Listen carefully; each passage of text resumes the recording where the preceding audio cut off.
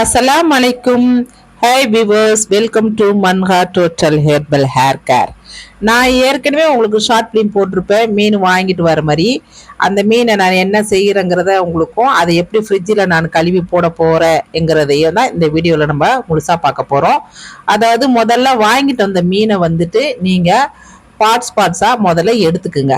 அதாவது உங்களுக்கு இது மாதிரி பிரித்து வச்சுக்கிறது நல்லது முதல்ல. அப்போ தான் நம்மளுடைய மீனுடைய அளவுக்கு ஏற்ற மாதிரி நம்ம மஞ்சத்தூளை சேர்க்கறதுக்கு வசதியாக இருக்கும். ஸோ இப்படி பிரித்து வச்சுக்கோங்க மொத்தமாக. அது ரெண்டாவது ஒவ்வொரு மீன்லேயும் ஒரு ஸ்மெல் இருக்கும். ஒன்றுத்துல அதிகமாக இருக்கும், ஒன்றுத்துல ஸ்மெல் கம்மியாக இருக்கும். சரியா? அதனால் இப்படி பிரித்து வச்சுக்கிறது இது மாதிரி நல்லது. இப்படி பிரித்து வச்சுக்கிட்டு நம்ம என்ன செய்கிறோம்னா ஃபஸ்ட்டு பாருங்கள், இப்போ நம்ம எல்லாத்தையும் பிரித்து வச்சு இல்லையா? பிரித்ததுக்கு அப்புறமா நம்ம என்ன செய்கிறோம், தண்ணி நம்ம எல்லாத்துக்கும் தண்ணி நம்ம ஊற்றுறோம். இப்போ எல்லாத்துக்கும் மாதிரி தண்ணி ஊற்றிட்டு அதுக்கப்புறமா நம்ம என்ன செய்ய போகிறோம்னா தேவைக்கேற்ப மஞ்சத்தூள் நம்ம போட போகிறோம். ஆக்சுவலாக வந்து நான் மஞ்சள் வந்து எப்படின்னா கடை மஞ்சள் தான் யூஸ் பண்ணுவேன். குழம்புகளுக்கு மற்ற எல்லா விஷயத்துக்குமே நான் வந்து கடையில் வந்து முழு மஞ்சள் வாங்கி அதை இடித்து மிஷினில் கொடுத்து அரைச்சி வச்சுப்பேன். அந்த மஞ்சளை அதுக்கு மாதிரி யூஸ் பண்ணுவேன். மித்தடி மீன் கழுவ கறி கழுவலாம் இது மாதிரி கடையில் வைக்கிற மஞ்சள் வாங்கி நான் யூஸ் பண்ணிப்பேன். ஏன்னா இது வந்து இது வந்து நமக்கு கட்டுப்படியாகும், அது போட்டோம்னா நமக்கு கட்டுப்படியாகும். ஸோ வந்து இந்த மஞ்சளை மாதிரி இது மாதிரி போட்டு 10 நிமிஷம் அதை வந்து நீங்கள் போட்டு ஊற வச்சுருங்க. ஏன்னா ஊற வச்சதுக்கு அப்புறமா 10 நிமிஷம் கழித்து நமக்கு ஏற்கனவே வெட்டி வாங்கிட்டு வந்த மீனை செதில் எடுத்தாலும் நம்ம ஒரு தடவை க்ளீன் பண்ணிக்கிறது நல்லது. ஏன்னா அவங்க வந்து நம்ம டக்கு செய்து கொடுப்பதுனால கண்டிப்பாக செதிலெலாம் இருக்கும், அது மாதிரி அழுக்கும் இருக்கும் அதில். ஸோ வந்து நீங்கள் வந்து ஒரு தடவை நல்லா இது மாதிரி கரண்டி வச்சு சுரண்டி அந்த செதிலெல்லாம் எடுத்துக்குங்க. இது மாதிரி ஊற வச்ச இருக்கலையே மீனை அதை மாதிரி செதிலேருந்து எடுத்து இது மாதிரி நல்லா பிளெயினாக இருக்கிற ஒரு பெரிய அது பாத்திரம் வந்து பெருசாக இருக்கணும். உங்களுக்கு மண்சட்டி இருந்தால் இன்னும் பெஸ்ட்டு. எனக்கு மண்சட்டி உடஞ்சி போயிடுச்சு.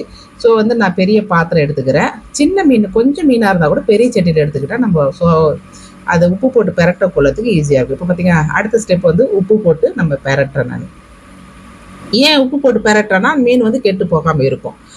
அது எப்போதுமே பெரட்டிட்டு அதை வந்து அதுக்கப்புறமா என்ன செய்கிறோம், அதை அந்த மீனை தூக்கி திருப்பி ஒரு டப்பியில் போட்டு வச்சிடறோம். நம்ம அடுத்தது அது ரெண்டாவது தடவை நம்ம என்ன செய்கிறோம், ஃபஸ்ட் டைம் அதை ஒரு நிமிஷம் ஊறின பிறகு திருப்பி நம்ம என்ன செய்கிறோம், அதை நம்ம வாஷ் பண்ணுறோம். அது பார்த்திங்களா, அதை வாஷ் பண்ணுறோம். எத்தனை தடவை இது ஃபஸ்ட்டு வாஷ். இது ஃபஸ்ட்டு மஞ்சத்தண்ணில் ஊற வச்சாச்சு, அப்புறம் உப்பு போட்டாச்சு. உப்பு போட்ட 2 நிமிஷத்தில் மறுபடியும் அந்த மீனை எடுத்து அது ஃபஸ்ட் வாஷ் பண்ணியாச்சு. இப்போ செகண்ட் வாஷ் பண்ணிட்டு ஸோ 2 தடவை இல்லை 3 தடவை வாஷ் பண்ணால் போதும். ரொம்ப மீனும் வாஷ் பண்ண வேணாம். நம்ம என்றைக்கு நம்ம எடுத்து செய்கிறோமோ அன்றைக்கி அதை நம்ம ஸ்மெல் போகிற அளவுக்கு வாஷ் பண்ண வேணும்.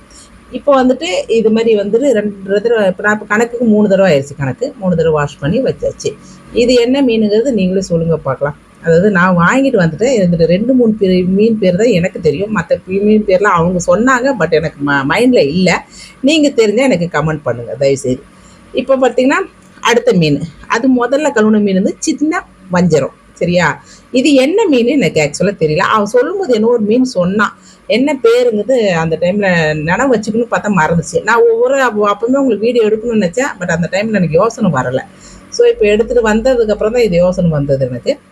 இப்போ இது என்ன மீனுங்கிறது தெரியல. இப்போ அடுத்த மீனை நான் இதே மாதிரி மஞ்சத்தண்ணில் ஊற வச்ச மீனை எடுத்துட்டு இப்போ நான் உப்பு போட்டு உரசுறேன். நான் இப்போ இது உரசுறோம். இப்போ ஆக்சுவலாக வந்து கறி கழுவுறோம் வந்து நமக்கு எவ்வளோ தேவை அது கழுவுனா போதும். அது ஸ்மெல் எவ்வளோ இருக்காது.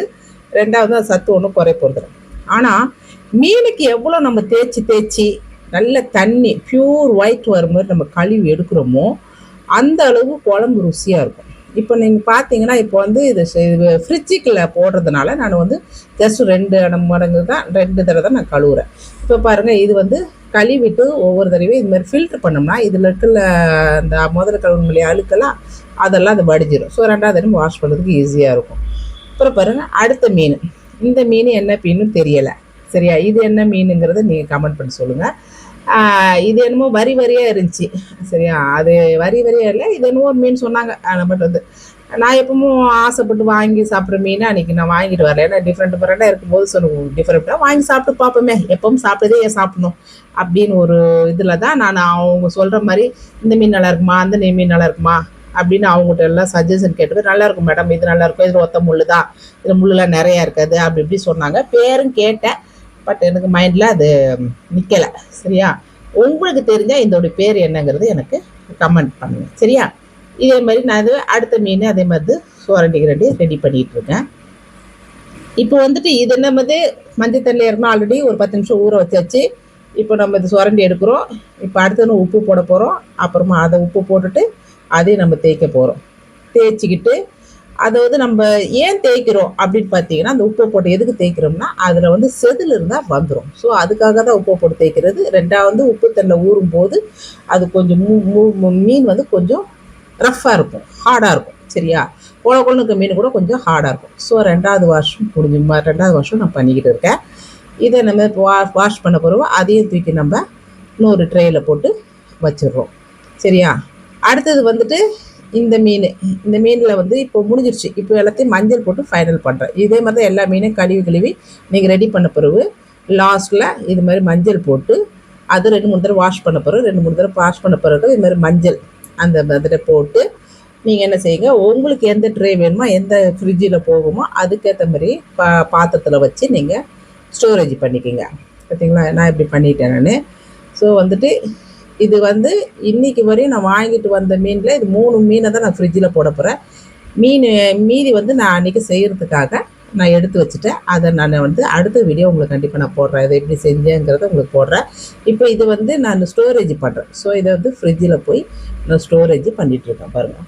அதுக்கு முன்னாடி நம்ம வந்து இது மாதிரி கேப் போட்டு உள்ளது நீங்கள் போட்டுக்கிட்டிங்கன்னா நல்லது.